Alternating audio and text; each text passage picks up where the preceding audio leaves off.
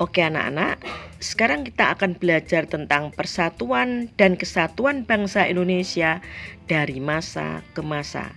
1. Masa Revolusi Kemerdekaan tanggal 18 Agustus 1945 sampai dengan tanggal 27 Desember tahun 1949.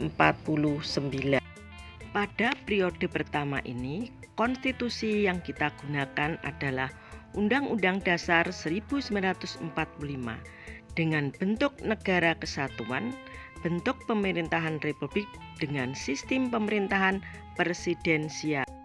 Namun anak-anak, Undang-Undang Dasar 1945 belum bisa dilaksanakan secara murni dan konsekuen karena kita sedang mempertahankan kemerdekaan yang baru saja kita raih. Ancaman dari luar negeri yaitu adanya agresi militer pertama Belanda tahun 1947 dan agresi militer kedua tahun 1948. Maka hanya dapat dibentuk presiden dan wakilnya, para menteri dan gubernur, serta 12 departemen provinsi, ada 8 wilayah. Sebagai dasar pemilihan presiden adalah Aturan Peralihan Undang-Undang Dasar 1945. Presiden dan wakilnya dipilih oleh PPKI.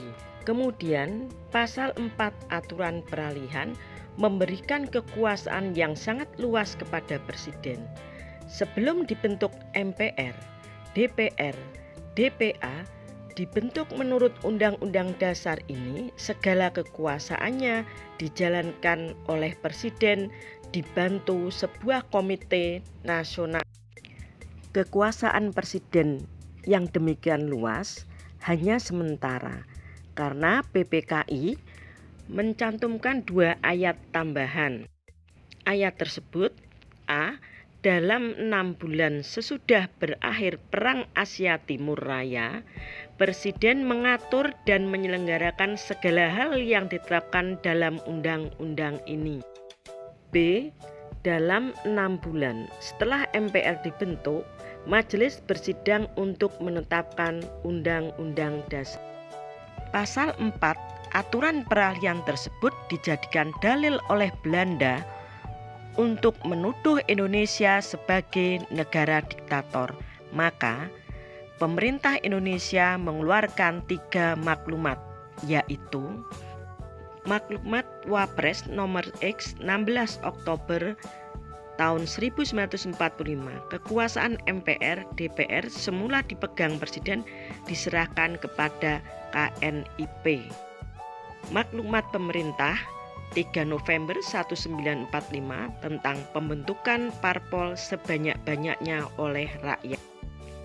Kemudian maklumat pemerintah tanggal 14 November 1945, yaitu perubahan sistem pemerintahan presidensil menjadi parlementer.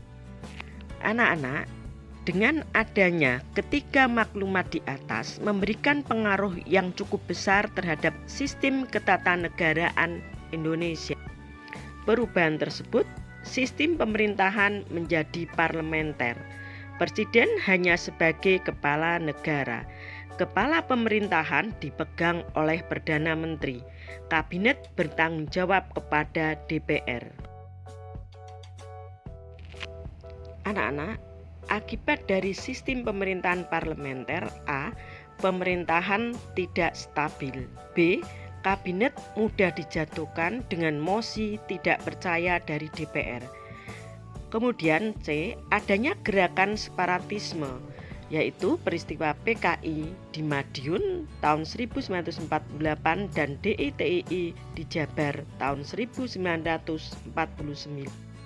Periode ini berakhir dengan adanya kesepakatan Konferensi Meja Bundar tanggal 27 Desember 1949 dengan kesepakatan bentuk negara kesatuan Republik Indonesia menjadi negara serikat. Oke anak-anak, terima kasih bagi yang sudah mengikuti pembelajaran hari ini. Minggu yang akan datang kita sambung lagi periode yang kedua. Semoga bermanfaat, sukses buat kalian. Wassalamualaikum warahmatullahi wabarakatuh.